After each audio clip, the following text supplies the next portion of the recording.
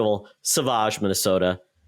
I'm alive here talking video games with my friend, the Canardian, Mr. FF, Mark Carabin. We should really talk about what we talked about. FF, Mark, come on. Yeah, it took me a second, and then I can literally see his up brain what you're throwing buffering down, and yeah. Stella and Henry aren't going to hear what that one stands for, so I will say, "How you doing, Todd?" It's my new loving term to Mark. My little FF. Yeah, exactly. Friend force. Very good. Well, let's see. It's been 2 weeks since we recorded, so it always feels so fresh and new whenever we join forces together to talk about video games. So we're going to have a lot of fun things to talk about this episode. But we're very excited because we've got a new guest on the Co-op Couch. And that is someone who I've podcasted with once before, but she is part of a network that is very near and dear to our hearts. That's Bosch Rush Media Games, many different titles under that umbrella of content that they make. And that is Stephanie Klimov, aka J.E. Klimov. She's author and senior writer for Bosch Rush Games Network. So thank you, Stephanie. Quite an Thanks for joining. Happy to be here. I am also very excited to talk video games. I just spent a couple hours with my partner, and he lovingly said, "I don't give a fuck about video games." I'm like, "I love you too, honey. I'm going to go talk about video games with some friends." And he wasn't trying to be... Whoa! That's like a dagger to the heart. He wasn't trying to be mean on purpose. Wow, yeah. It's long story short, his son is having a birthday soon, and I'm gifting the son my old Nintendo Switch because the dad doesn't want to buy a new one. Whatever. So that means I could get the Zelda OLED. Mm-hmm. That's the whole point, right? So I get that. My son gets my OLED. I sell my Switch. But that's when I was trying to show him, this is what you're going to do with the Switch to show your son. He goes, "I don't care about video games. I don't give a fuck about video games." I'm like, okay. Lame. But anyway. The moral the moral of the story is you just got a new Zelda Switch. The real point. Which is awesome. Anyway, I am happy to be here, and I love talking about great games. Well, very good. But before we all get into everything there, Stephanie, we've talked about Boss Rush before. We love your team, all of the great people that are part of it. But you're an author. So give us a little bit about what you do as an author. Yeah, that thing. I always loved the arts growing up, even though I was a science nerd as well. And believe it or not, The Legend of Zelda: Ocarina of Time was the instigator of me writing my first novel. I had trouble focusing in school, so I would literally be writing my fan fiction of Ocarina of Time while I'm taking notes in school. But hey, I made it work, right? So it was supposed to be just fan fiction, back in the whole MySpace days where you just type stuff and you're writing fan fiction in a website that no one's ever going to see. Years go by, I get my professional job in pharmacy that I hate, and then I get married, have kids, whatever, or a kid, and then I was kind of feeling unfulfilled, right? I'm now in a quote unquote stable adult life, quotes a lot. I decided, you know what, I'm going to write that book.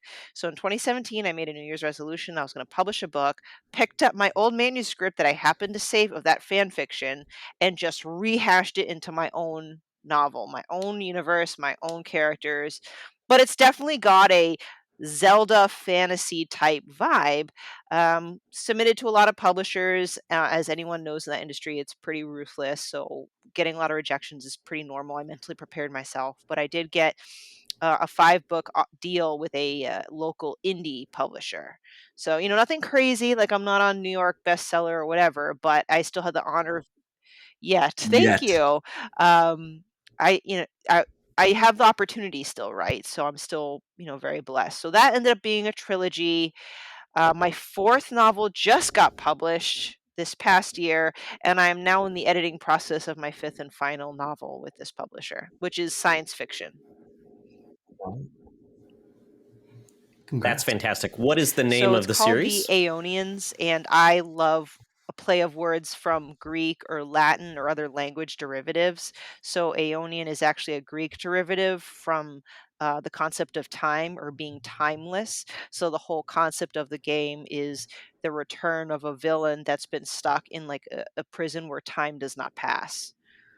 So you can kind of see Oh, that's just Ganondorf that was sealed in the sacred realm. It's a lot. I still made it very different, but I just wanted to show that little similarity there where I got that inspo. I'm getting some like flashbacks of my friend Alex, who sometimes listens to the show, writing a comic about the Sell Me Something with C guy from Ocarina of Oh, Time. Uh, I gotta please talk to do. Alex about that and see if he remembers or if I'm just making something. Yeah, because there could be something there. We gotta start making a Dude, comic or graphic graphic novel. novels were my first love. Because oh crap, just dig it like digging up that transcript and making it like a thing. That's Thank you. amazing. Yeah, it's a lot of hard work. The editing process is just cruel and horrible, but I was passionate to tell a story, and as you could see from like games that I play, I am gravitate more towards story heavy games for that reason. So, but thank you for letting me talk about it. It's been kind of in the back seat for a while because of other things, but bring characters to life.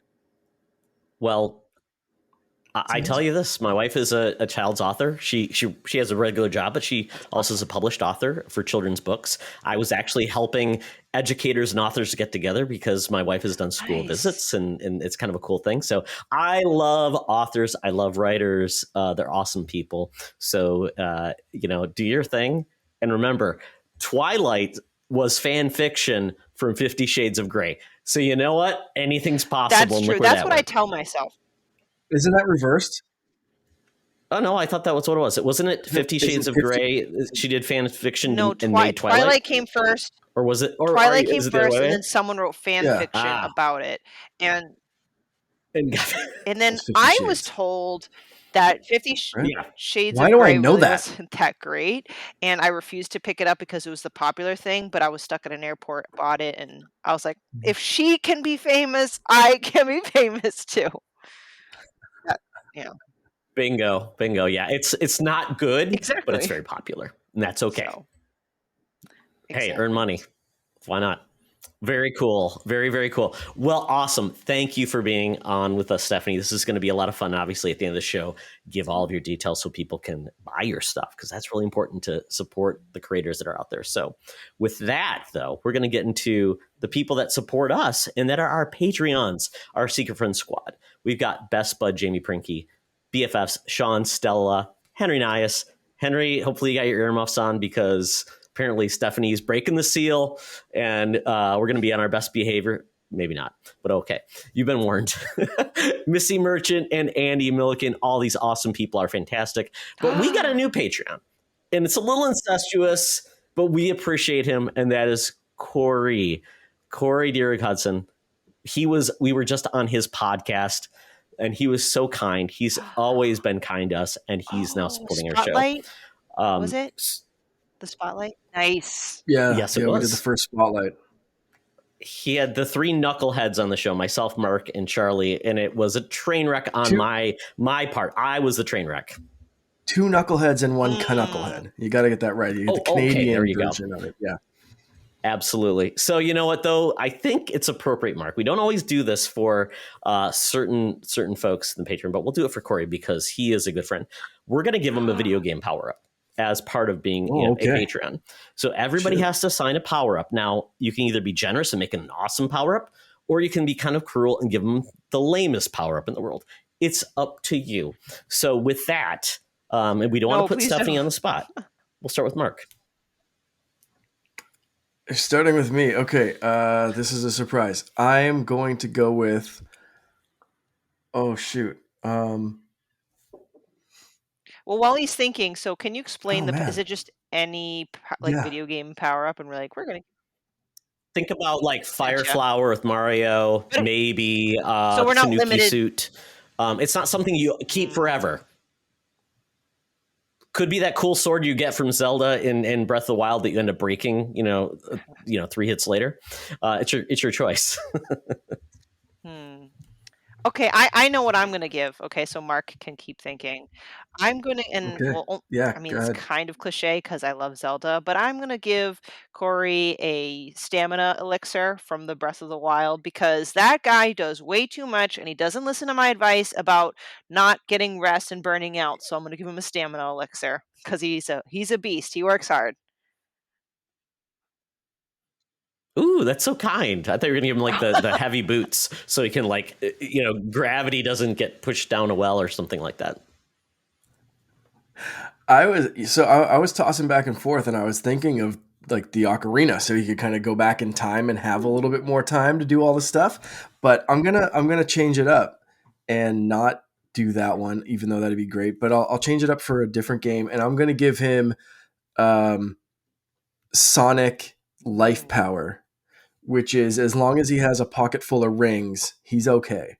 As long as he has one ring, he's still okay. So he can get hit and knocked down and whatever. And he just has to grab one of those rings before they all disappear, and he'll be all right. So You're thinking like that'll washers, like go to the hardware store, get a bunch of washers, put them in your yes. pocket. yeah, it doesn't matter what kind of rings they are.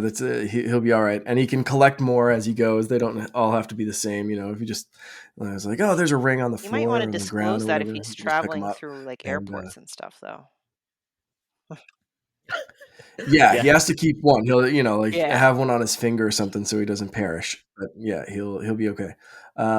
So I think that's it because like you said, he's always on the go. He's always doing something, and if he gets kind of a little bit winded, he can just grab some more rings and be like, okay, all right, I'm feeling good. Nice.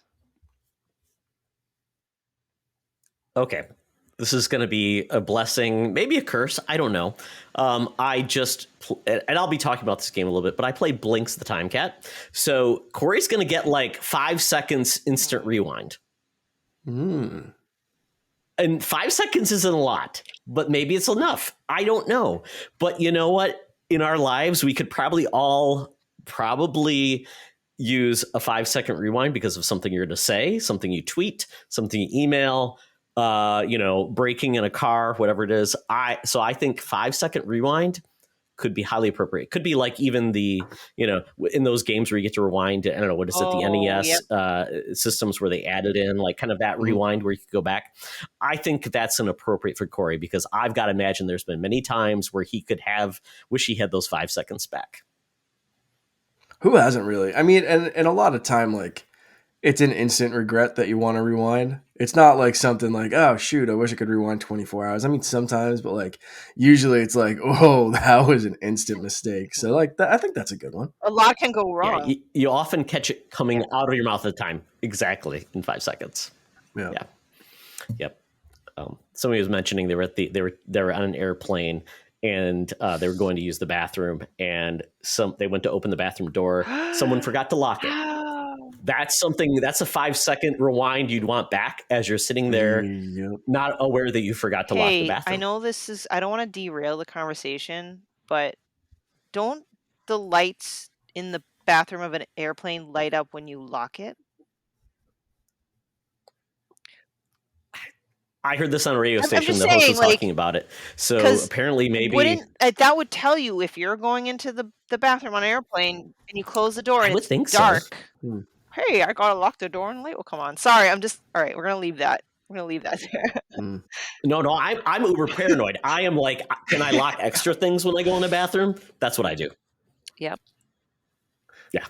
Oh I well. was like detaching the sink Hey, and pushing it there's up some against the things that door. like just cannot be unseen. So it's all about prevention, folks.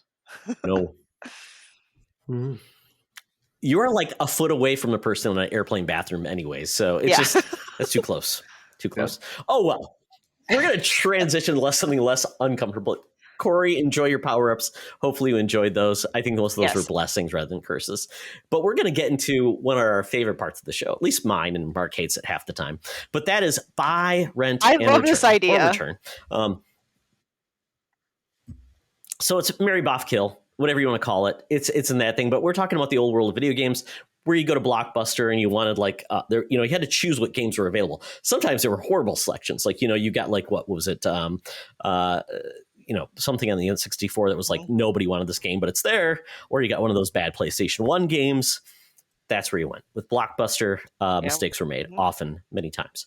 So with this version of the show, and a part of our theme is sequels, because we've got a lot of sequels coming out, which is really cool. So I'm going to make you choose within sequels of Super Mario Brothers 2. Think of the original one, which was really awesome, iconic. And then you got the second one, which was Doki Doki Panic remapped to look like Mario. Street Fighter 2, because you know what? Does anybody remember Street Fighter 1? Nobody does. And then Batman Arkham City, coming off of the high of Batman Arkham Asylum. So those are the 3 games you have to choose to buy, rent, or return. So with that, who would like to go first?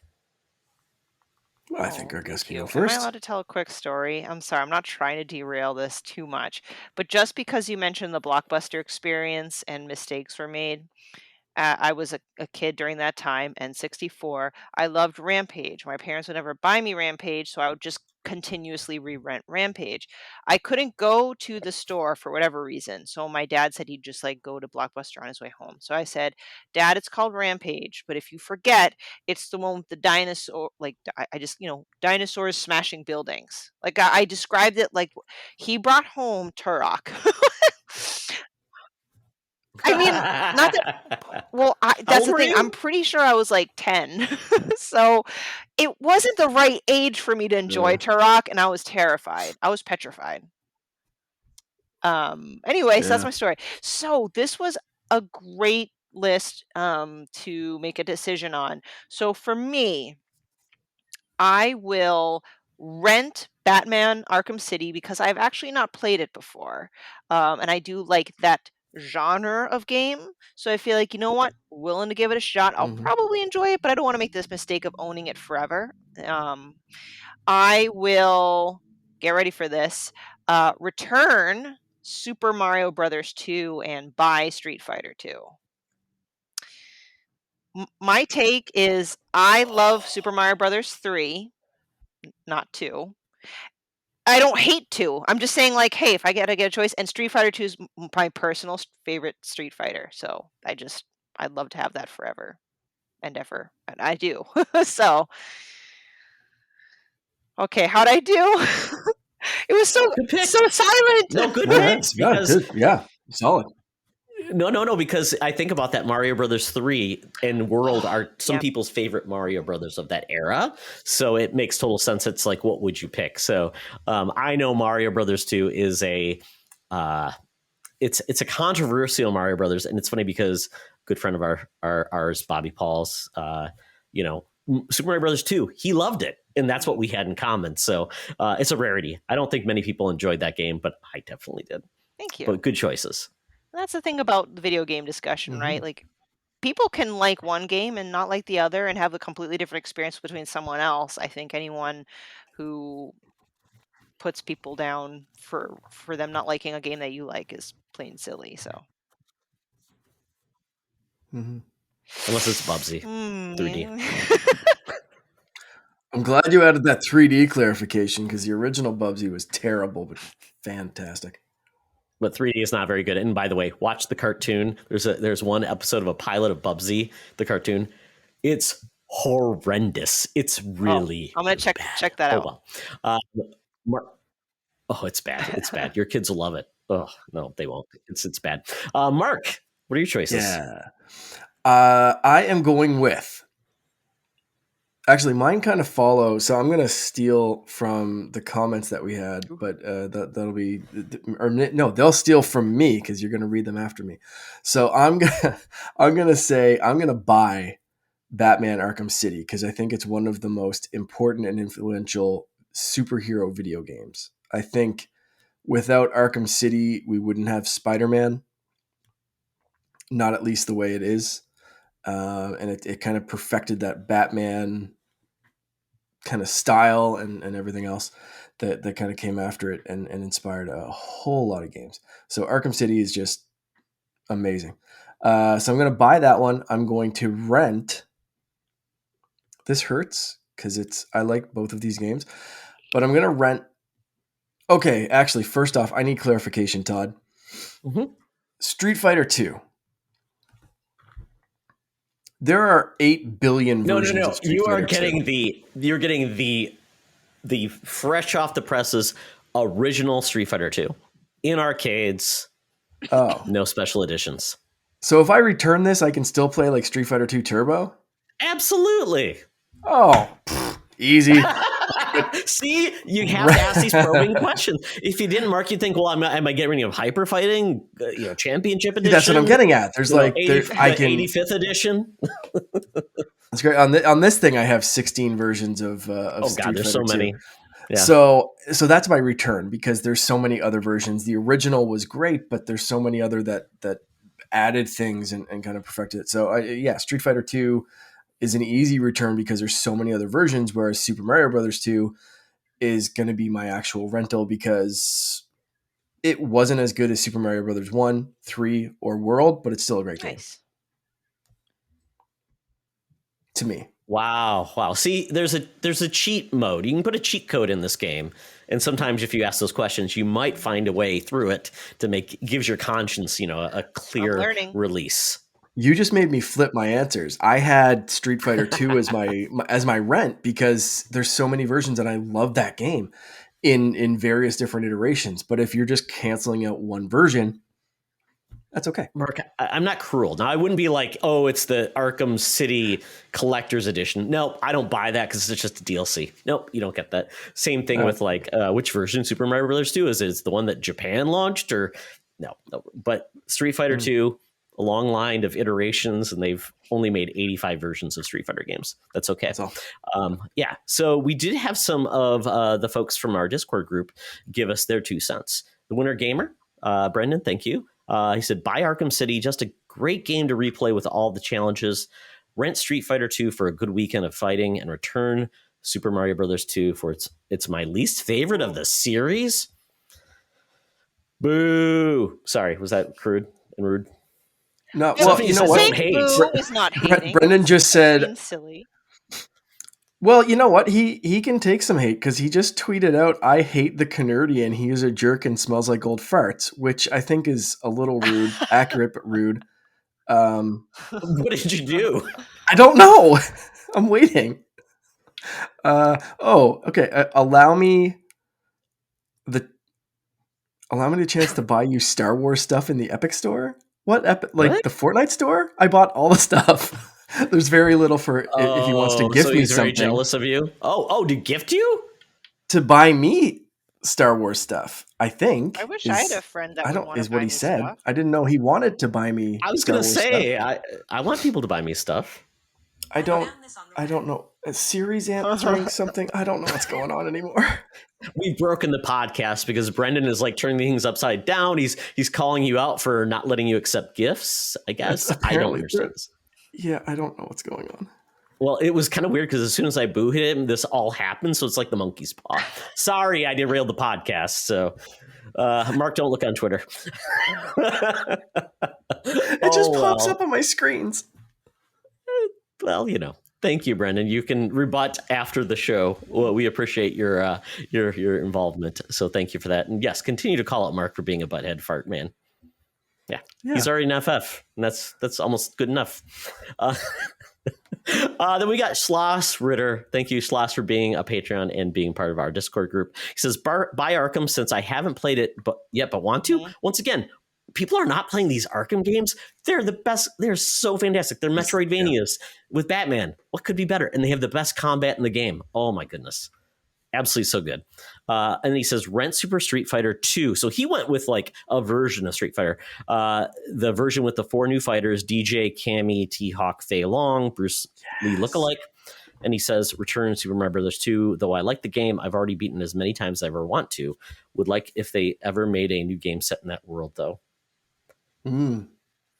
That's a good point. Mario Maker really should have had all of those different power-ups and mechanics, right? Of Super Mario Brothers 2. But you know what? Nintendo's leaving money on the table. I would love to see the naming convention that Nintendo, like New Super Mario Brothers 2, I think is what they call it. Yeah. Yeah. 2-2. World 2-2, maybe. Yeah, exactly. Well, thank you, folks. Now for mine. This is going to be a hard one because I like all these games. But I'm going to say I'm going to buy Super Mario Brothers 2.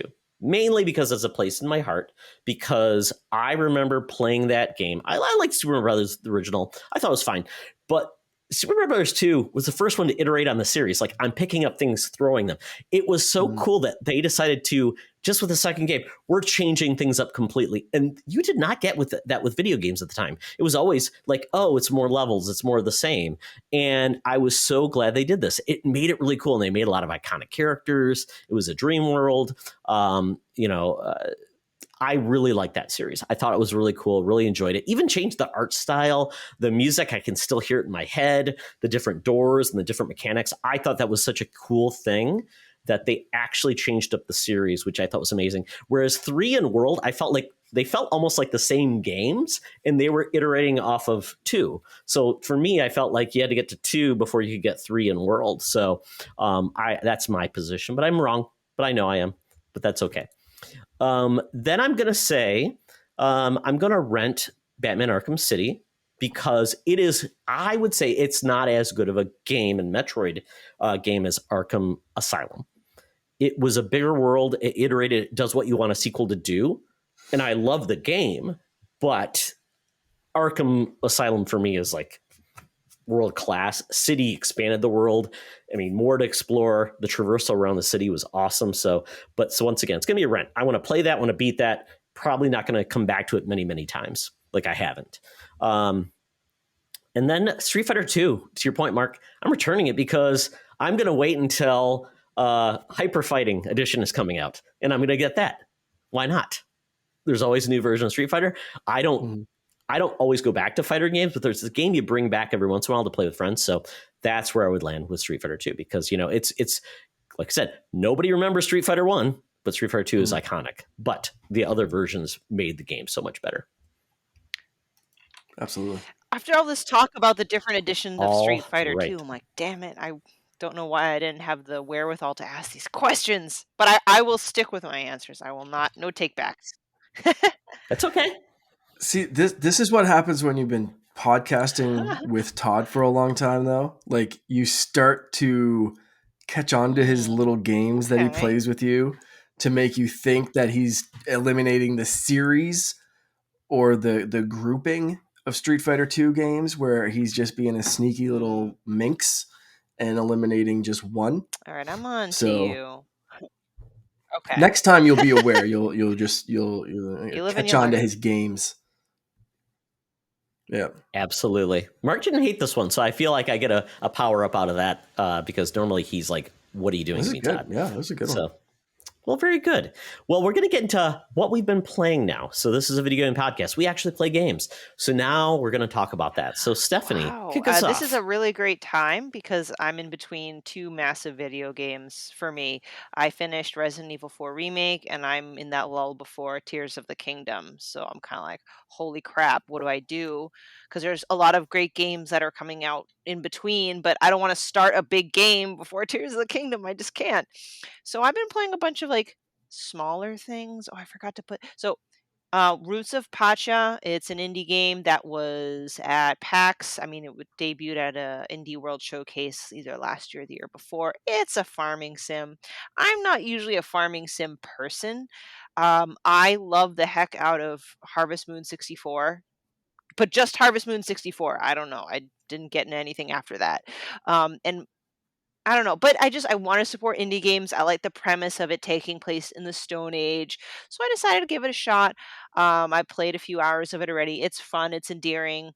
Um, they twist the mechanics around just enough to make it different, so to speak, because it's in the Stone Age. You create or come up with ideas with your community to further improve livelihood, like improving on tools and coming up with the concept of lighting and laundry, like stuff that you'd probably take for granted in a regular sim that you don't think about. Like I said, and it's just great, relaxing music. And most of all, is a nice palate cleanser where I can pick it up, play a day, put it down, right? Like it's one of those easy pick up and go. Same thing with another one. I didn't put this down the dock. I'm sorry. I played Coffee Talk 2. Hibiscus and Butterfly. Excellent game. So do you say we're gonna have Coffee coffee and talk. we're gonna Yep. talk? Coffee talk. Yeah, I got it. Exactly. See, there you go. You Great get it. game. Love, Coffee. love, love their game. Great story, great music. Strayed Lights I also played. They were also at PAX. As you could tell, I'm on a bit of a post-PAX indie game streak. It Oh, has so yes, did I did. you went to PAX? So there's how many different PAXs now? Past There's PAX PAX East, West. I don't think there's a PAX PAX South. I think South. it's East, West, and there's like an Oh, okay. unplugged, Is like there not? Okay. tabletop only or something. Maybe. Okay, because there's the Prime one Boston. is in what? Oh, yeah, Seattle. Washington State? Yep. Yeah. Okay. So it's fantastic. I got to connect with a lot of people. And so Embers Studios just released Strayed Lights. It's kind of got a little bit of roguelike elements. You are a light that can turn between orange or blue, and the fighting mechanics is all parry based. So when the enemy turns blue and about to strike you, you must also be blue and parry their attack. So you must match their colors, parry them, and that's how you take them down. And these are all people or beings, I guess, that suffer from an imbalance, a life imbalance, or just some sort of existential crisis, and you're releasing them from this kind of abstract state. So it's a very abstract game. There's no voice, no text, nothing. Hmm. But it's beautiful, and it's got a yeah. It looks really nice. Yeah, it looks really Yeah, good. it looks really cool. How much roguelike is there? Because I always the scale Yeah. of rogue. Because Mark is going to talk about a game that has kind of like Souls like elements.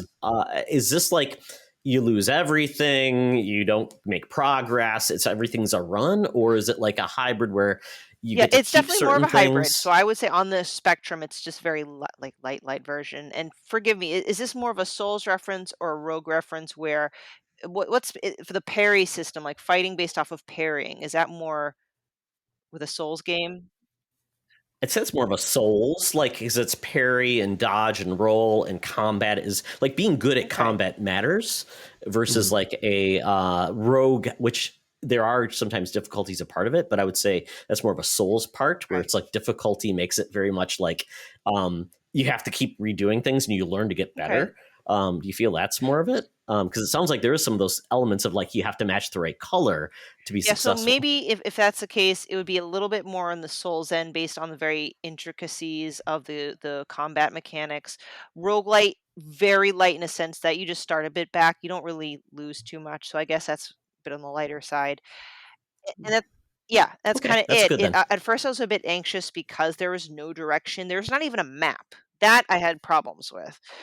Yeah, so although I got a little bit of anxiety of not having a map at all in Strayed Lights, like I really did not like that, never truly got lost, or it didn't take me very long to reorient myself. So ultimately, I was fine. For an indie game with a team of just 8, I believe it was just a team of 8 that made this game. Wow. It's well done. I did like it. And then last but not least, yeah, I've just been cramming a bunch of like, I don't want to call them smaller games, but they are shorter, right? Cadence of Hmm. Hyrule, because right now Nintendo is offering a kind of like a free game trial for a week. Because I love all things Mhm. Zelda, but I've never played it because I suck at rhythm games. Like I suck hard at these. And guess what? I still am, even if it is Zelda. So I'm like, "Ah, why am I dying?"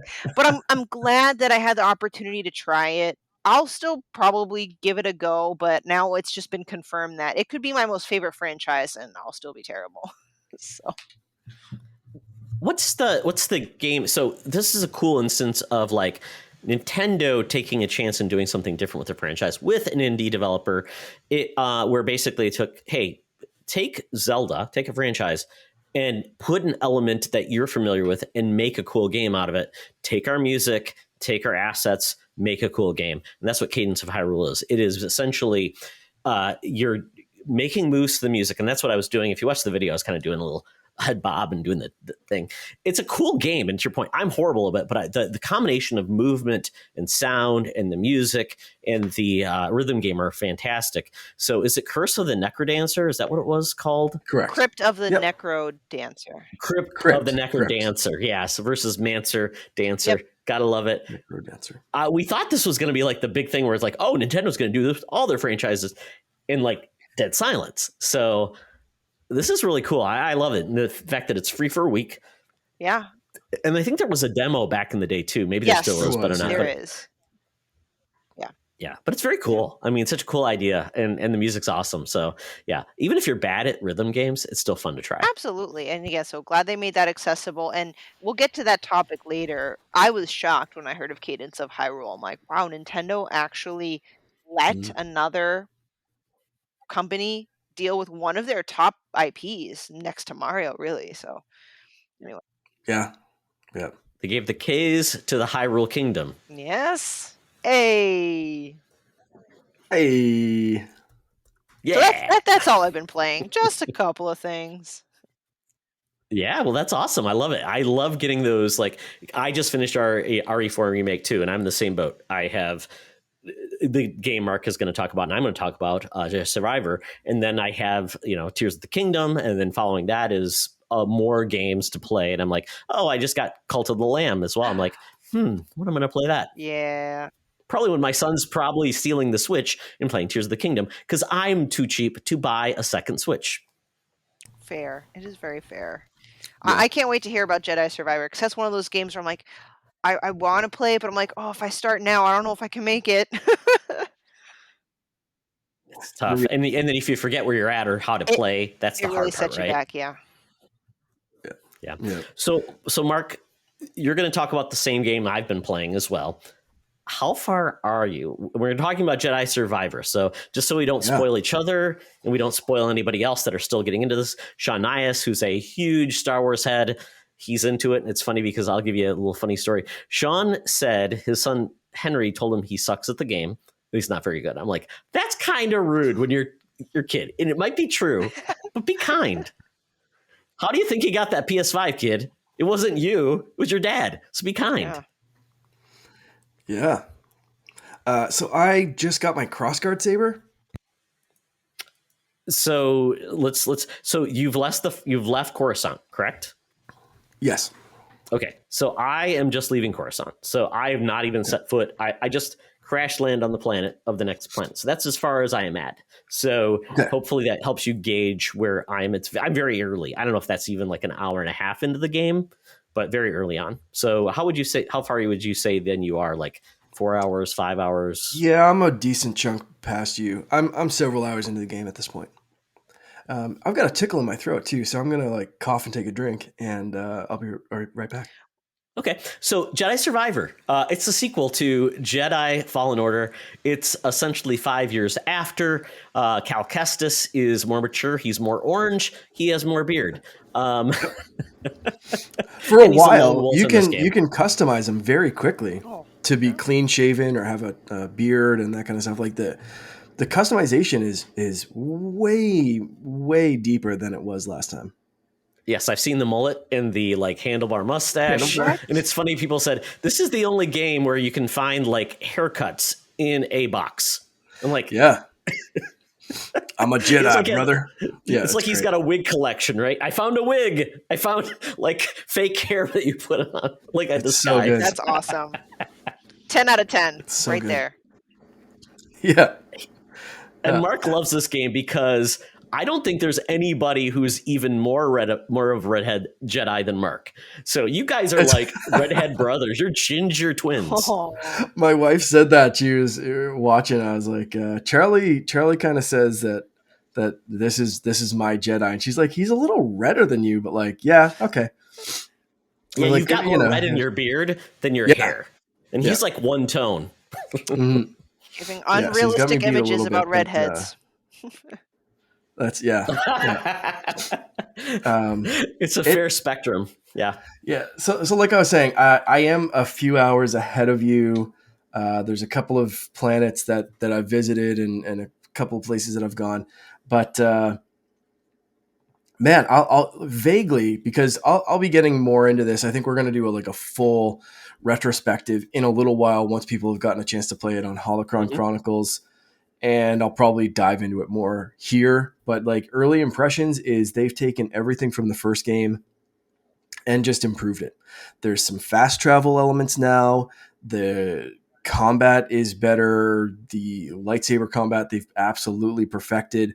They've added a gun for one of the stances, and you can have different stances. So you can have a single blade, dual blades, um, two lightsabers, Two blades. a Yep. lightsaber and a gun, or the crossguard saber, which is basically like just a giant heavy broadsword, which I love. So right now I'm bouncing between the crossguard saber and the blade and the gun for like fast, quick kind of stuff, and then crossguard for like just absolutely batting stormtroopers. I hit one the other day and both his legs flew off and he went straight down a hallway, like the top of his corpse. It was phenomenal. Um, yeah, I am also I should have probably done this earlier, but I'm also currently reading the in between novel that happens and kind of explains how the crew got to where they are. Because when you start this game, like you said, it's 5 years later and the crew's kind of broken up and you don't really know what's going on. And although I've met or re-met some of the crew in my travels, they haven't explained anything yet. They just kind of said, it's been hinted like, I didn't think we'd be here. I didn't think the band would break. It's like, it's little hints and stuff there. But the novel's worthwhile, I think. That's very cool. I mean, and to your point, Mark, yeah, obviously you're further in, but I had to reorient myself to this game because I remember Mm. hearing how difficult this game was, Fallen Order. And I remember like, oh, I don't think it was that bad. And then I get into this game like, holy crap, I actually have to parry. I actually have to think about how I'm going to go after the first boss, which is Mhm. essentially a Inquisitor, which I don't remember if she was part of the first game or not. She was, But yeah. You fought her on at least the big boss battle on Kashyyyk. I thought, okay. So with that, and it was interesting because the game does something what I love. It didn't Metroid you. It didn't take away all your abilities. And like, oh, Cal got knocked out and his midichlorians were extracted and you have to get your midichlorians back. They didn't do that crap. I love No. it because they're essentially saying you're just continuing on and it builds upon those abilities. And I don't feel like it's a step back. And yes, while newcomers to this game may feel a little bit overwhelmed, it's not too much. I feel like you can get into it and people are smart. If you appreciate gamers' intelligence and how they can adapt, they're going to have a great time.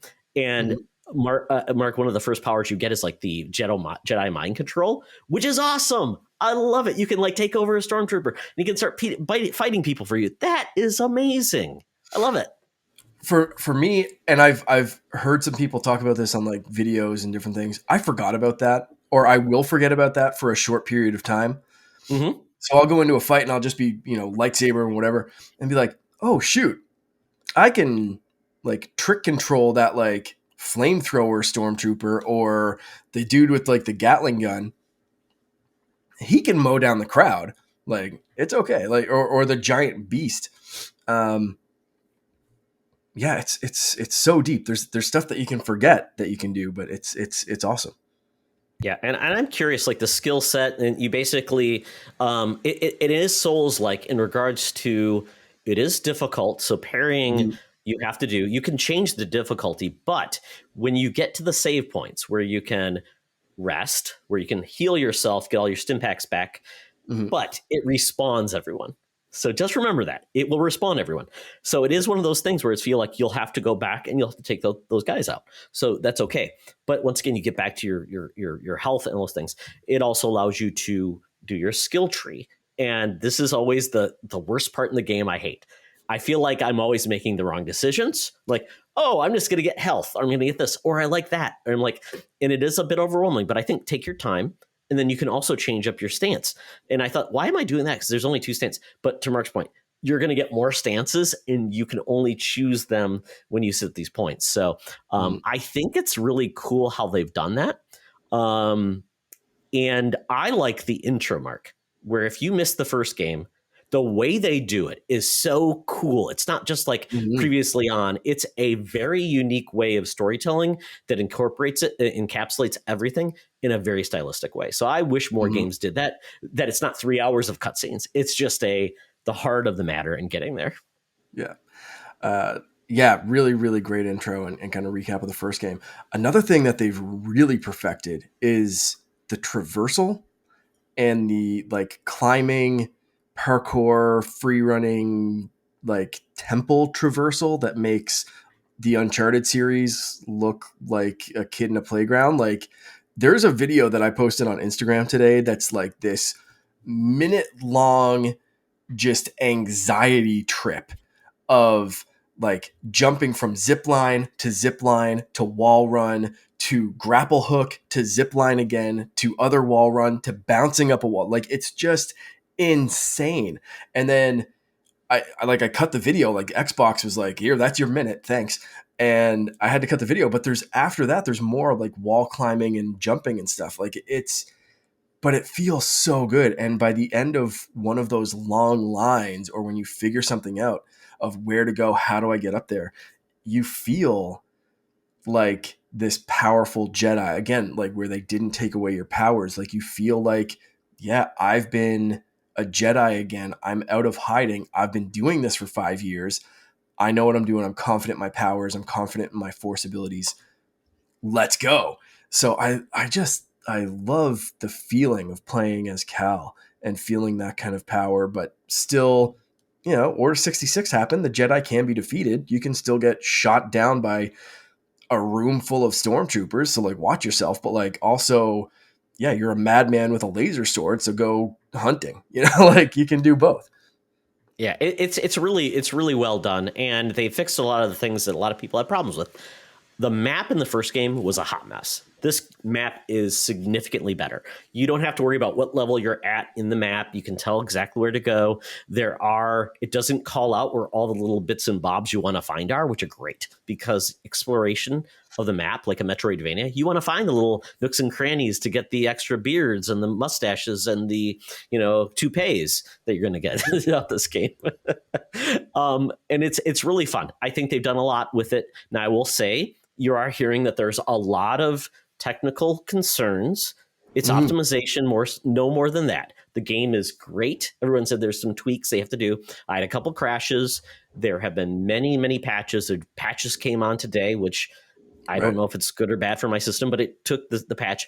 PC, though, it sounds like that's the version you want to wait on because it sounds like the PC version is just an optimization nightmare. Even if you got like the highest level of hardware, it's not great, and that just seems like more of a PC problem these days. Almost every game that comes out on PC these days, it seems like they're a hot mess. Mhm. And the reason why, because there's infinite varieties of PCs you can have. You can have an AMD processor. You can have an AMD graphics card. You can have an Intel chip. You can have Intel graphics card or NVIDIA.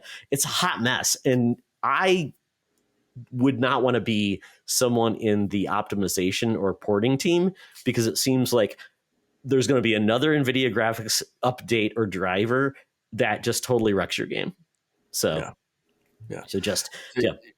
Yeah, and I mentioned before the Xbox stopped my recording, so I'm playing on Series X. Your PlayStation 5, I'm going to assume. Yes. I, Yes. I as well had one single crash on the planet Jeddah, and it happened once.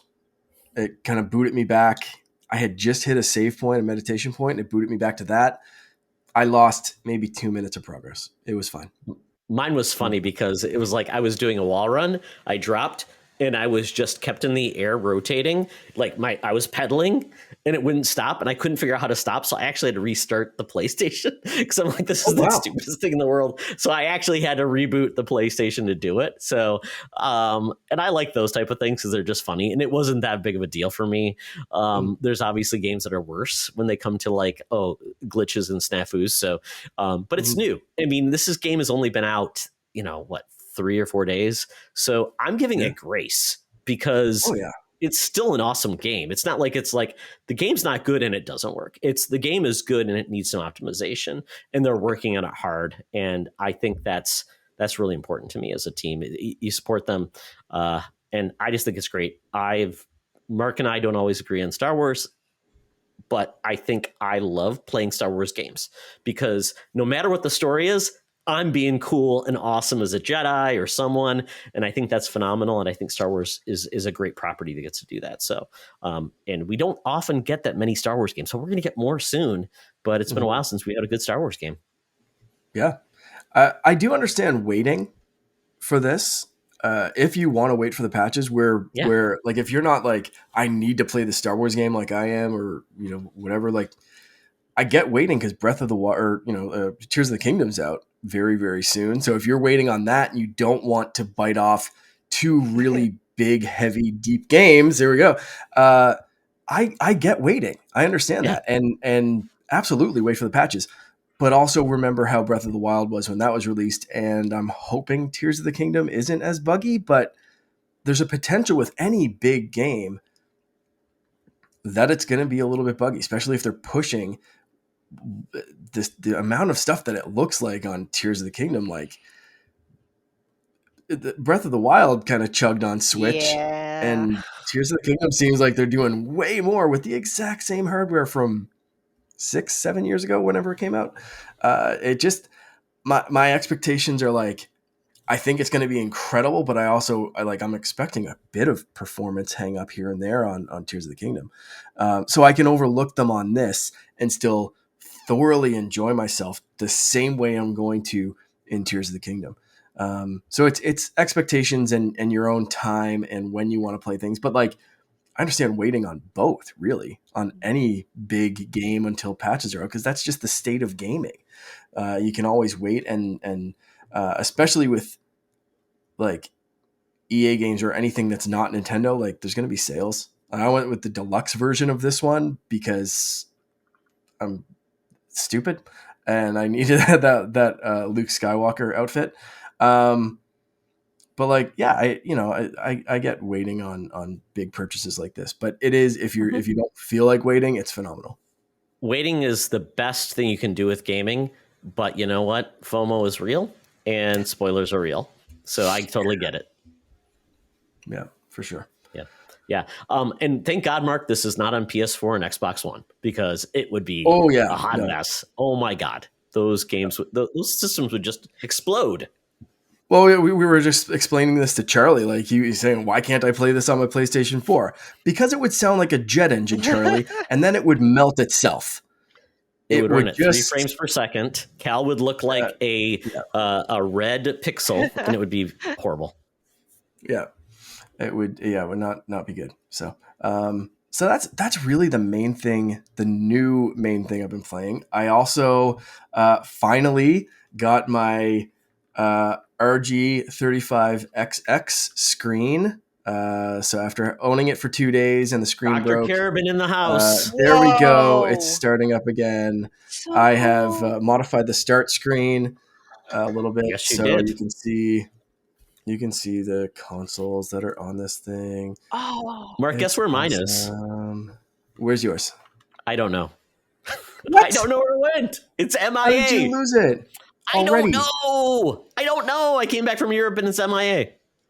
That is terrible. So I've put Garlic back on this. So this is not the stock operating system. If you're looking at one of these little Ambernick machines, basically I just love this little thing. I've got like all my Pokemon games, and it looks fantastic. And like I said, I have all my Street Fighter games, and yeah, the screen's great. The new screen was fairly quick to ship to me, and I can play my Pokemons. Oh, that looks So here we go. amazing.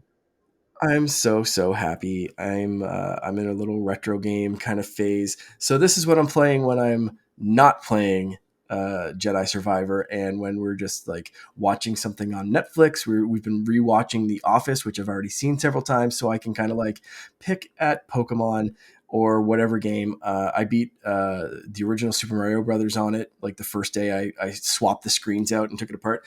It honestly was not that difficult. So if you have one of these or you're thinking about getting one, and like swapping out the buttons, because there's a ton of like buttons that you can get on Etsy that can change it to look whatever you want. even the back triggers and that kind Man. of stuff. Like You can increase the battery too, right? and increase the battery. Yeah. Although I've heard of some weird like things with the battery. There was one on the Garlic OS download page. There was someone was talking about like cheap batteries from AliExpress or something like that could like explode. working. Yeah. There's some stuff going on. So stock battery, and it's fine for the play sessions that I've been doing. But this thing's awesome, and I just ordered a hard case for it from Benedict. It cost me like $10. Yeah, and perfect. hard case, because I don't want anything to happen to this or the screen or anything else. That's a beauty. Super happy.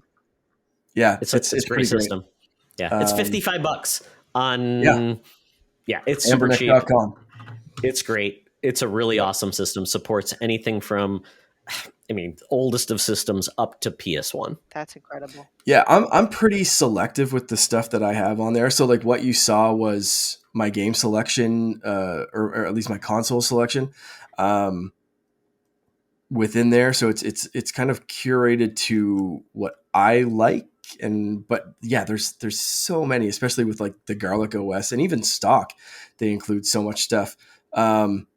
Like for me, I just really wanted to have NES, Super Nintendo, Game Boy Color, Game Boy Advance, Game Gear, Genesis, and a couple of PS1 games like Tony Hawk is kind of my jam.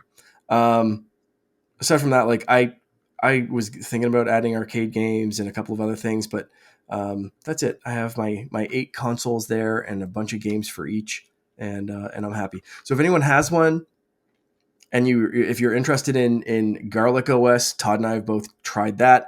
I can help with the install. And if you're thinking about getting one and looking for like where to find games and that kind of stuff, I may or may not know. Send me a private message. We'll help you out. Yeah, we may make a private channel within their Discord to talk about that too. Yeah. The only other gaming related thing I have before I let you talk about things is my new tattoo. Since you guys were talking about Zelda, good I got my Wind job, Waker sir. tattoo. You're kind of addicted. That is I love the color. That's amazing. Yeah, there's some better pictures on my Instagram. I literally just took the Sanoderm off today.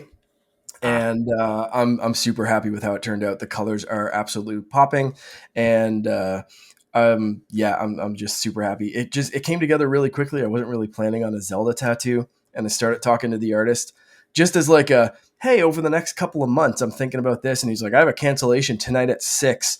This was last Wednesday. I was like, I don't know if I can make that work, and I messaged him back like 5 minutes later, and I was like, yeah, screw it, let's make it work. And anyway, so a couple hours later, I was in a chair getting needles stuck in my arm. And you didn't take my advice on a back tattoo.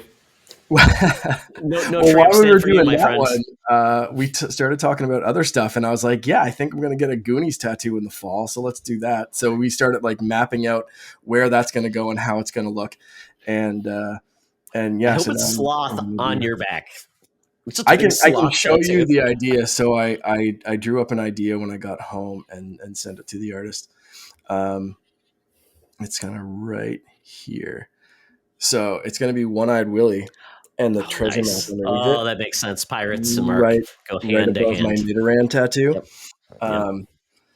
Yeah, so it'll have like all my nerdy favorite things on my love arm. it. And, I have a Silent Princess tattoo on my back shoulder, but I still want one more Zelda theme thing. I'm not sure. I might wait because my mom's side of the family, we're a bunch of nerds. Like one of my cousins is a game developer. We're all like, we should have a family like a family tattoo, like all of our cousins, and each one can. You have to merge together to put it together to make an image. And we were thinking like we need to pick a franchise or something, and we'll each get like a tattoo of like a character or part of a game. And I'm like, wow, nice, cool, nice. Cool. I even settling on the Wind Waker link was like a last minute kind of thing, because I was going back, like I kind of knew I wanted a Zelda tattoo, but I was like leaning towards like the Master Sword or something else. And then I saw this in Hyrule Historia, and I was like, I think that's the one. It kind of like, I like the cartoony look, and the artist that I go to was like, I'm really digging that style, like the kind of sketchy kind of lines on it. I was like, yeah, this is coming together. Let's go. And then it was just him at first, and then like literally like the night before I started messaging him, I kind of started thinking like maybe I'll put a Triforce behind it. And I was playing around with a couple of designs and stuff. And I was like, oh yeah, that's really going to look cool. So I'm glad it came together very, very quickly. So there we go. But Instagram, if you're looking for better pictures, and I can post them up in Discord as well. I love tattoo pics. Yeah. Very, very cool. Very cool. So it's been really interesting hearing about everybody talking about what they've been playing in games, because I really had good intentions of just playing some really fun games. I finished RE4 Remake, so I'm like, to your point, Stephanie, like, what are you going to do now? And it's like, okay, well, I got Jedi Survivor through Gamefly, but it was a couple days late, so I had to wait. So what am I going to do? I'm like, okay, well, Game Pass has some games coming. I'm like, I'm going to try those. So the game I tried was The Last Case of Benedict Fox. So if you're familiar with this game, I believe it was at the last Xbox showcase. And this game looked really cool. Had a really unique art style, a Metroidvania type game, but it was pretty much really silent after that. And so, but it was, for me, I'm a big visual hound. I'm like, I love a unique art style. And it looked like it was like a Metroidvania, but it with this like almost like a Cthulhu, H.P. Lovecraft type of vibe. I'm like, I'm in. I love their really courageous attempt to go after a feel, but I felt like it really missed. The game was eerily silent, and not in a way like feels good. It felt like it should have had some type of music in the background. It took me out of it. It felt like, oh, I'm hearing like sound effects and things like that. There was like things you can interact with the environment, like you can turn on a radio, but that's not what I was looking for. I was looking for like if you're familiar with like Luigi's Mansion, the music kind of helps you along and sets the mood. This game had none of it. And then, I mean, it's essentially you're investigating the death of the person that is actually your father that you never knew you had. You're essentially an orphan, like you're almost like a detective searching out a mystery at this mansion. It turns into like this like H.P. Lovecraft styled Metroidvania. It's very puzzle heavy. Like you have to explore rooms to find it, but then there is combat. You essentially have a knife and a gun, and you do go back. There's like a map. You can then fast travel between points. There's limited life. The fast travel points and the save points are kind of far enough apart that doesn't help with the difficulty of the game, which I feel like it's kind of difficult comparatively. So it can be like, I didn't accomplish anything. Now I got to go back and I got to fight the same guys over again. So for a lot of people, that might be a draw. But for me, it was definitely felt like I'm not actually enjoying the combat. And now I got to do this again. I don't think the combat is really good. I think it's actually very limited comparative when you have to like fight a boss. So rarely in the game, you fight like this like piranha like fish boss that's on this level, and it's got like tentacles that are shooting at you, and there's a point where you have to get to it. But I didn't feel like there was a really good enough like traversal mechanics or fighting mechanics or health to really mitigate going and having much success. So it wasn't one of those games where I felt like, oh, I'm challenged and I'm going to go back and like Jedi Survivor. This felt like a game where it's like it felt like it was trying to be hard for a reason. And if I ever went back to it, I don't know if there was a difficulty setting, but I think this would be where I would do it with the story mode, where it was really like, I don't care if I'm really doing great in the combat, because there's very little combat in this game. And it's a lot of puzzles. Like I have to find like a key to get here, or I have to get this, I have to solve a puzzle later on. And it just felt like it was trying to do a lot of things. And I don't know if it truly knows what it was. And the bad part about this game was nobody's really reviewed this game, because it came out on Game Pass, but there were apparently no codes given to reviewers. So this is essentially Game Pass becomes a way to demo a game, which is great. But if people are buying this game on PC or maybe on Xbox without Game Pass, I don't think it did anybody a service. And it's been very silent in how it's communicated. So I'd have to say this is a game. Try it to see what you think if you've got Game Pass. I don't know if it's worth 15 or 20 bucks or 25. I don't know how much it's being sold for, but it definitely feels like something where Maybe it's a better game eventually, but as of right now, it's a huge disappointment for me because I was looking so forward to it. The voice acting isn't good. This voice that carries with you, which is like a deep, dark spirit that's with you, not very good.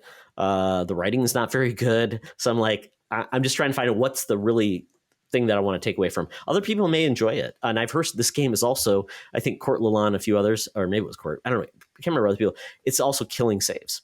Like I was this far and it totally destroyed my progress. Yeah. So I'm like, this game needs a win. And maybe it was half baked. Maybe it's not fully formed. And it's an indie game. I'm trying to think of like, and the developer is Plot Twist. It's published by Rogue Games. I'm trying to see if Plot Twist has done any other games. They did Under Depths of Fear, Unicorns on Unicycles. I guess Arcanum, Dust and Neon, Super Mega Zero. A lot of games I haven't heard of, so I can't really tell you like their track record, how it is or not. But it's a game that's on Game Pass. So once again, if you own it, just try it out. And if you don't, delete it. So that's why I'm kind of glad I have Game Pass, because it really allows me to try games without feeling like I'm putting like in. I'm having to choose where my dollars go. So I'm big on sound. Like even if it's not a soundtrack, but ambient music, like it's got to, especially with the genre, so to speak, of the game, you would need something to help with the immersion there. It was so weird because I had it on with my wife and she's like, "Oh, are you playing a game?" Because all I'm hearing like whacking noises and some voices, and I'm like, and because my wife likes like dark fantasy, she likes those type of experiences like that. And to your point, I mean, you want to build a mood in these games. You want to feel like you're in this like impending doom or something. But yeah, I mean, think of like take a game and remove the soundtrack, right? And it's like it has a different feel. So I don't know what the deal is. Maybe it was a budgetary constraint. Yeah. Yeah. It's almost like a form of like Uncanny Valley. Like you want in a horror game, like you want to create a creepy vibe. And sometimes getting rid of the music or making it minimal can add to that. But if you push it too far and you're completely void of most sound aside from like a couple of, like you said, whacks here and there, or like whatever, like you start to notice the things that are missing. Like, okay, why is there no footprints? Why is this making a sound, but this isn't making a sound? That's your brain starts to pick it apart and completely takes you out of that experience, where they could have maybe put a subtle soundtrack in to cover the fact that like, yeah, that fan's not making a sound, or this isn't making a noise, or your footsteps aren't making, or whatever. Like, there's some missing stuff here and there, but like a little soundtrack can cover that. Where I think, again, that's Luigi's Mansion. Like there might not be ambient sounds for every little thing that's going on in the mansion, but the soundtrack is so engaging that you're like, oh yeah, this is awesome. It's going with my footsteps. Then you don't need the actual footstep kind of soundtrack. So it is almost like that uncanny valley of like, this should be creepy. I understand that they're going for creepy, but it's just dumb. Like it's taking me right out. So that's disappointing to hear, because it sounds like they were kind of close.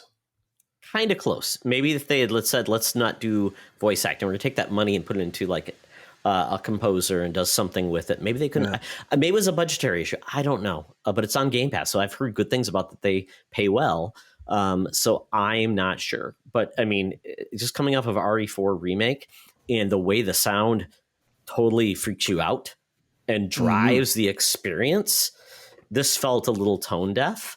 And just like Mark with Star Wars, you take music out of Star Wars, it's not really Star Wars then. Yeah. Oh, well. On something a little less serious, and you can definitely play this on Game Pass, I think. I'm not sure where this game is actually. I got this game from, but Blinx the Time Cat. This is an OG Xbox original made by Artoon. It's kind of a joke. And I'm like, you know what? I never played Blinx the Time Cat when I owned the original Xbox. So I'm like, what's this game all about? Is it any good? It looked kind of cute, looked kind of neat. And so like your brain creates an image of something. And then when you actually play it, actually tells you your brain's a fraud. It's not telling you what really is happening. This game, my wife thought it was cute and adorable and funny. And I'm like, this game is hard to look at. It's full of nonsense. It's very Japanese and it makes no sense. The controls are awful. And I had no clue what my goal was. I really didn't. In Blinx the Time Cat, he is a cat that is sucking up things that he can shoot people with his little time vacuum. He can rewind time like Corey can with his superpower power up. But I'm sure Corey can use it better than this. I mean, like the landscape is deforming and you're supposed to put it back together. It's really clunky. And it was definitely more Japanese than I remember it being. And it was crazy. And I'm not sure what any of these people have gone on to, this developer Artoon. I'm not sure if they're still around. But this definitely feels like a game that was just Xbox was just trying things, which I appreciate. I'm like, this is on Xbox. And it's like, holy cow, it's a Japanese game on Xbox. Pretty cool. But wow, I just struggled to play it. And it's a 20-year-old game. So you know what? I don't know if it was great at the time. I'd have to look back at what its reviews were, how it was received. But I think when you mentioned Blinx the Time Cat, I don't know many people that say off the top of the head, oh, that's a classic. Downloading now, by the way. Oh, good. Please do. Everybody play Blinx Time Cat. Tell me I'm wrong. But it is definitely a unique visual experience. And if you like cats, this game is full of them and they speak Japanese. Even just the screenshots on the Game Pass app just look absolutely insane. I love this. It's kind of crazy. Yeah. And I don't know. So I mean, and you think about it, we'll talk about, series. And I think there was even a sequel to Blinx. Maybe there was. I don't know how I would find that out except for maybe searching on the internet, but I might find like weird fanfic art and things like that. So I don't want to do that. So if there is a sequel, it's better.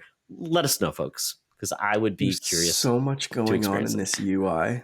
Oh my! It's like I said, it's a lot. It was a lot of game, and I didn't know what to do. Japanese game show fever dream.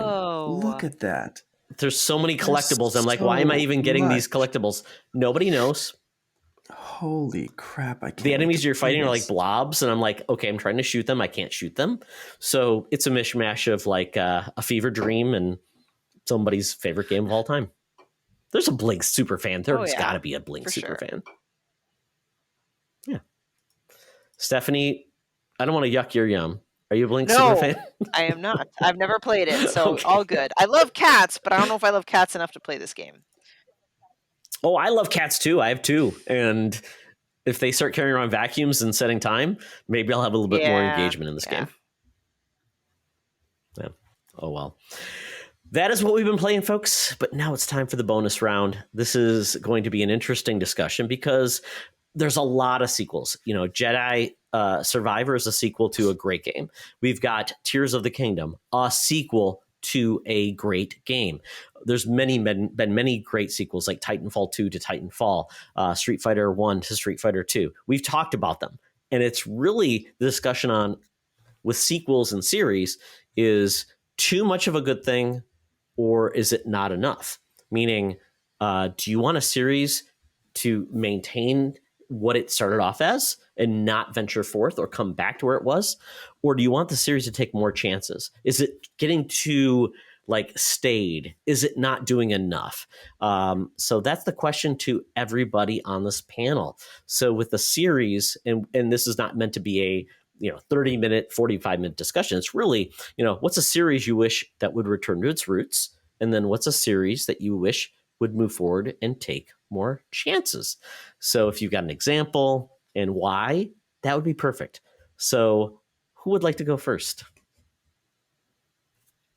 Stephanie, do you have a couple geared up?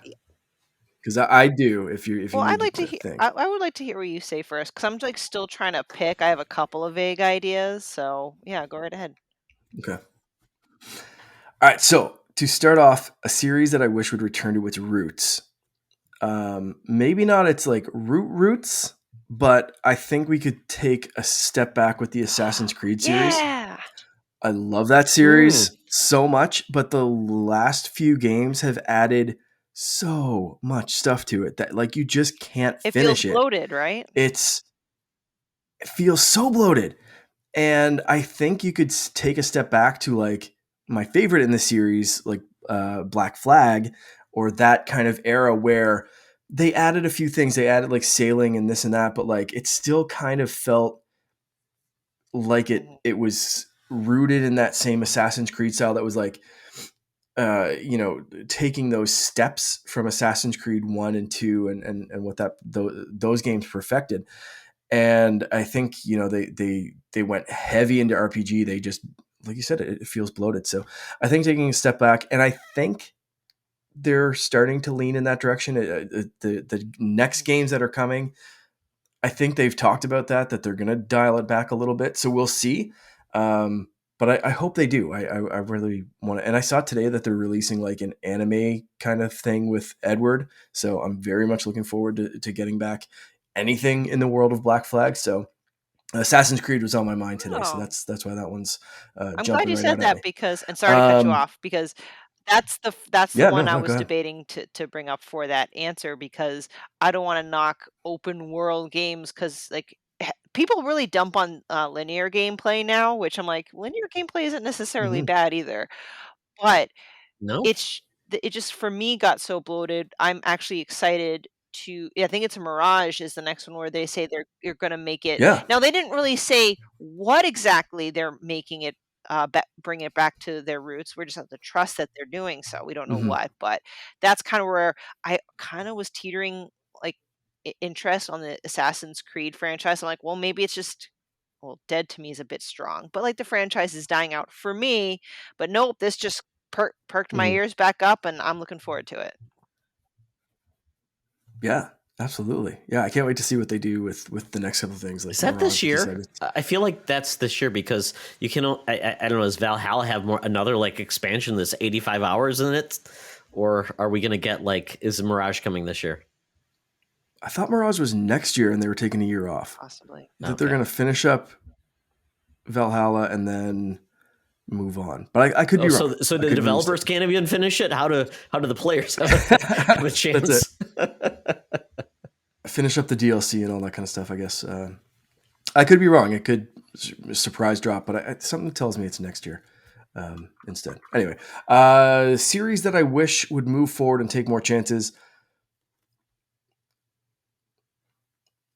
Man, I can't believe I'm going to say this one because I love this series, but the third one felt samey to me, and I wish they just kind of maybe kept two as more of a live service type thing, and that's Mm, Splatoon. Mm.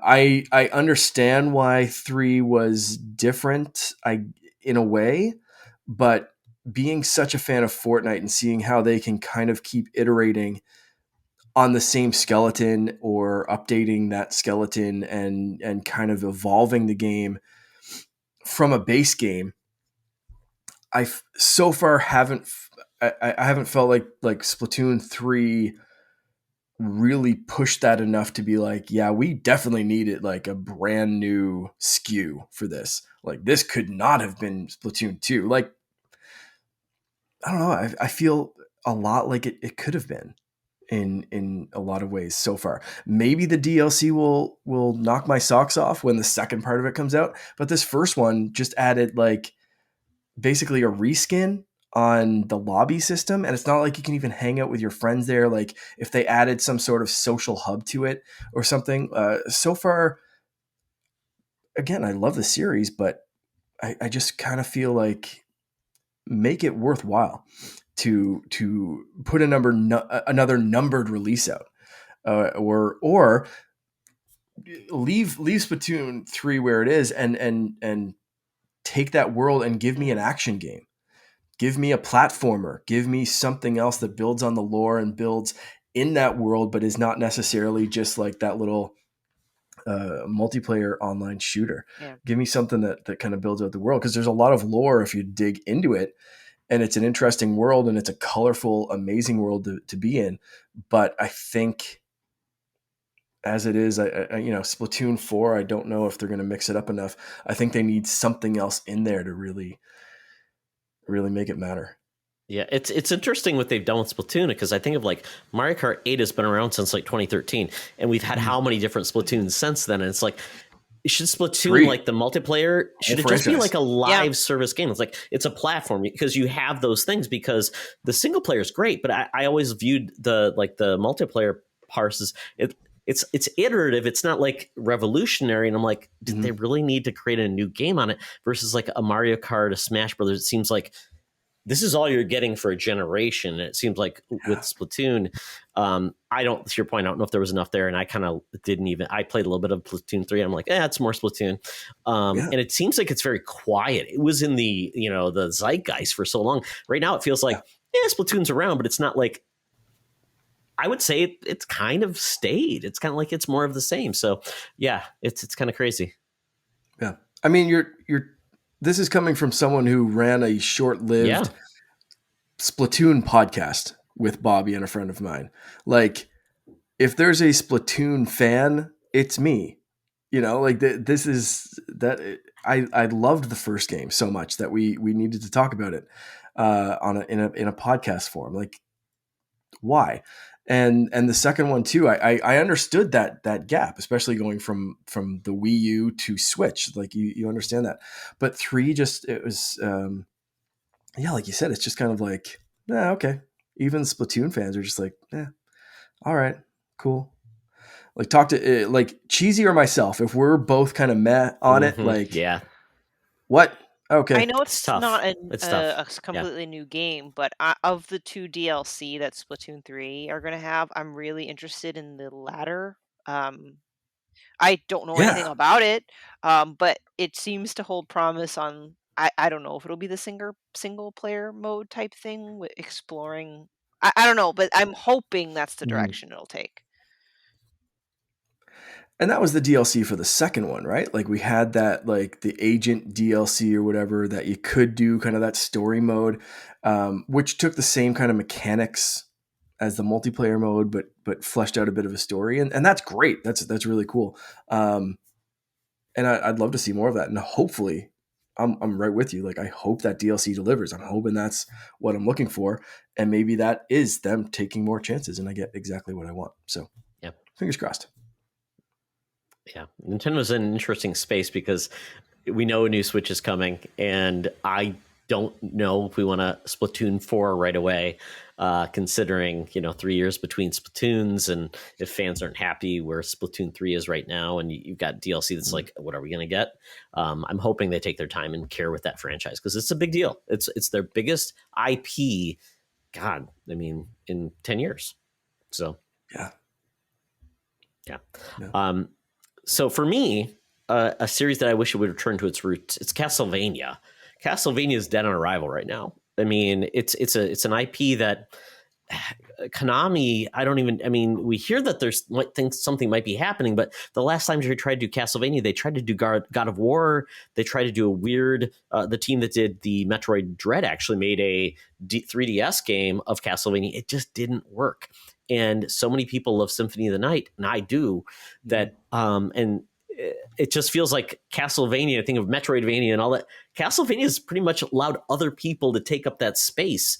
And I would really love to see someone come in with care and really bring in a new Castlevania, whether it's sprite based, really beautiful art style, that's, hand drawn, I think would be amazing. I think they really could do some great things. I mean, they could take the Capcom route, which is basically remake their games, like Castlevania remake. Castlevania 64. That would be amazing.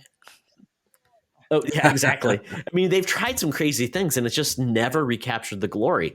And I think that's where they need to come back and go back to basics, understand what worked, and give it to like WayForward. I think could be the best developer to do this with Konami's blessing, but let them have the reins of the franchise, because there are so many people that grew up with those franchises and developers that want to make it work. The Netflix series for Castlevania is amazing. There is something still there that people want.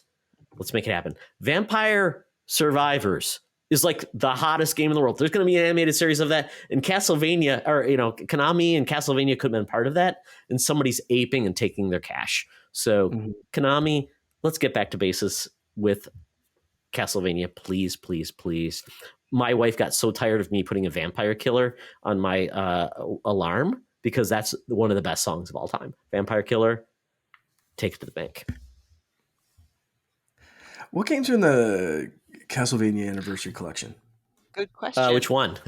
Which one, Mark? There's a billion of them. There's the there's the Advanced Collection, which is all of the Advanced games, which are phenomenal. That's what I was going to ask. That's Castlevania Collection. That's a weird one because it's like it has like Dracula Jr. It has all of like the NES and the GB games. Okay, but it doesn't have any of the Game Boy Advance games. Their Advanced Collection's fantastic. On this thing. You can see like the blue games mean they're my favorite. Like Circle games, of the Moon, those games. Those GBA games are there. Like they are. So those are on the Advanced Collection, which I own on Switch. Yeah, I got the limited run Anniversary Collection. So it's got the first 3 Castlevanias and Bloodlines and wait, hold on. Bloodlines is a good game. Okay, it's a good Dracula? game. Yeah. I never played that. It's a good game. Kid Dracula's so weird, it makes no sense. Okay. Yeah, no, but yeah, I mean, definitely between those two, you could own all the really good ones except for Symphony of the Night, and it's on PlayStation. I think it's on Xbox as well, but not on Nintendo systems to this day. It's very weird. Oh well. So then it gets us the point. We get to what is a series that you would wish would move forward and take more chances. So Mark, I don't know if you already answered that with Splatoon, because you kind of wanted to take more chances and do things. So with Stephanie, with you then, what's your choice for a series you'd like to see move forward? My knee-jerk reactions tend to be with Nintendo games because Nintendo, although brilliant, they know how to nail a formula, and they're very stubborn or to kind of change things up. I mean, eventually they will. Like, look, my answer would have been Zelda, for example.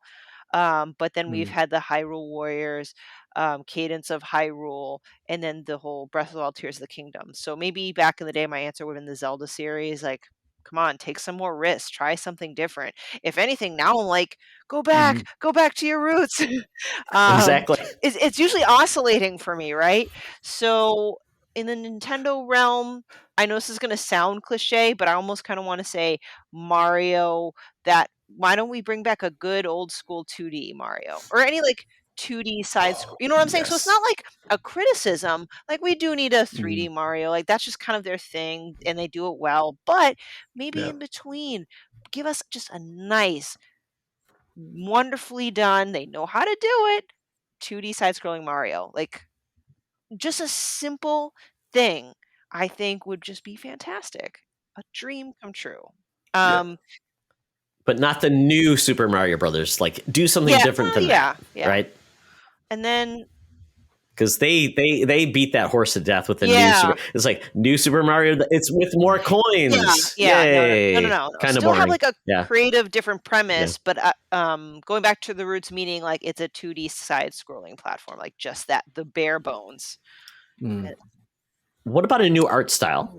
Because Kirby, I feel like Kirby does like these crazy like yarn and it's clay and it's thing. And Mario feels like so staid in its art style. Like, I think they need to take a step forward and do something like animated or like clay or something like that. It would be cool to see Mario like take some chances, go back to basics, but like give us a new art style. Hey, that's Mario. pretty, like when I saw Paper Mario series, I thought that was an interesting. Yeah. That was amazing. So that's like my Nintendo. Mario turning into an airplane. That's my Nintendo answer, but I think like a honorable mention is, and again, this is not like criticism like the games are bad, but Uncharted. I would like them to, I don't know how they would kind of change it up because it's meant to be like an action adventure game, but I don't know. I just feel like maybe just freshen it up a bit. I don't know. Like, I know we're hopping genres here, but stay with me. Like, Resident Evil at first used to be so like such a stale concept to me, but I've noticed like every 3 or so games they kind of really just change things around. And finally, when they came out with 7, even though I'm too scared to play 7, but I know the history behind it, like they've changed it up and it really breathed fresh life into the franchise. So hopping back to Uncharted, great series. They don't need a complete overhaul, but maybe just breathe a little fresh air into them. I don't know. That's just my honorable mention. Lost Legacy was Yeah. great because it brought in new protagonists, which was great, but it was still in that same mode. I mean, to your point, like how do you bring that franchise to new life? That's what I was going to say. Like, I don't even know if new protagonists necessarily would change it up enough. But it's a step in the right direction. I think of a new gameplay hook or something like that. But Sure. I mean, I think you'd have to. Yeah. Nate's daughter, right? She's the next generation, maybe. Yeah. Even a shift in the tone. I don't know. I'd have to think real hard because, like I said, I'm not a game developer, so I'm definitely not going to claim that I know any better. But I'm just saying, if they want to keep that going, we just maybe do something a little different. That's all. Yeah, it's interesting with Resident Evil because they're going to run out of games to remake eventually, and they've been doing the first person. So I'm like, where are they going to go when they need to go next? Are they going to keep going first person? Are they going to go back and like Resident Evil 9 could be like in the RE4 mode, which would be kind of cool, but it would be going back to basics, but also a new game in that series. So that would be interesting.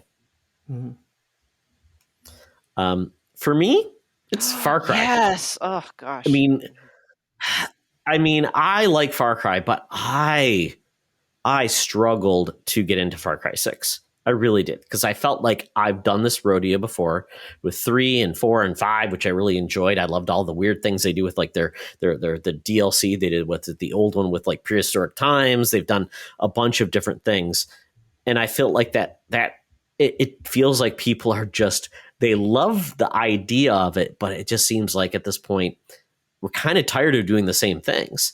And I don't know what they do next, because the first 2 games in the Far Cry series were a little bit different, and they reiterated it, and people really loved where they went. So I don't know how you do it, but they need to probably change that franchise up. I think they are out of ideas. People are tired of it. They play that style of game of get the outpost, see the outside. I mean, even Assassin's Creed got there. It's like it feels like all of the Ubisoft games felt the same. And I feel like even Ubisoft, I would say Ubisoft as a whole company is in a rough spot right now. They've got to figure out what's next, because they took the idea of that and applied it to every franchise. At this point, it's like, so they're pulling back with Assassin's Creed. What are they going to do? I 100% agree. That was kind of on my list as well, because I got Far Cry 6 because I don't know. I love the antagonist. I don't know why, and I'm like, oh, this is a different place. Moff Gideon, Gus Fring. He's the man. Unfortunately, he's awesome. After a couple hours, I'm like, oh, it's the same thing, just different place. Okay. Yeah, I mean, you can only bring in like the little. I mean, I loved like their companions. The what was it? The chorizo, the little dachshund companion, the shooting of records. I mean, it's great and it's wacky, but it feels like a laundry list of things I got to complete to get here, and then eventually I get a good gun. You do this, it's like, oh boy. And there's probably going to be like a weird drug inspired event where it's like, oh, there's another boss I have to take down. Yeah. Rinse, dry, repeat is a little bit tired. And then lastly, Gears of War. I know this is going to sound horrible, but we're on Gears of War like what, 7? And they've iterated, but that cover shooter, they've got to do something new soon. They brought in a next generation, which means we're just continuing on more stories. They made it a little bit more open world, but it's still essentially Gears with the same kind of story. And it feels like if you're going to keep this franchise alive for the next 20 years, it's got to lead a little bit different. It's successful and people love it with the new developers brought in, and it's maintained its quality for sure. But I've kind of gotten tired with the same weapons, and I've kind of got tired with the same enemies and the same thing, and the music coming down, and it just feels like that series has to change, or it's going to feel like it's declining rather than driving. I mean, the especially as these take 5 to 6 years to make a new franchise, I don't think a lot of younger fans or a lot of younger audience are into the series as much as like the heritage folks. Xbox doesn't need more 30 to 50 year olds playing their games. They need 18, 15, 12-year-old playing their games. And I don't think Gears getting them in the door as it is now. So I don't know how you do that, but I think Gears is ripe for a reinvention, and I hope they do, because that game made me go crazy on Xbox 360, the couch co-op, all that stuff. So I think Gears needs something, because it can't keep iterating on the same franchise for the next 8, 9, 12, whatever it's on. Because I think we're at Gears 6, and that's hard to do when you're at 6. I wasn't sure if I agreed with you on that one until you said the weapon thing. And then I was like, even when they introduce new weapons, I just go back to the Lancer. And that's not a good thing. Like, the new weapon should be like, what's the Lancer? I forgot about that. This new weapon is awesome. Yeah. But I'm like, who wants this thing? Give me the chainsaw gun. Go away. Like, why would I ever use anything else? And until they solve that problem, I think, you're at least onto something there that they need. Like, your new stuff should be better in theory than some of your old stuff, or at least make you that excited again to be like, what do you mean you attached like this crazy thing to a gun? Like, let's do that. I get what you mean. What gardening implement can we put on a gun next, Mark? That's all we want to know. That's it. Exactly. Well, very, very good.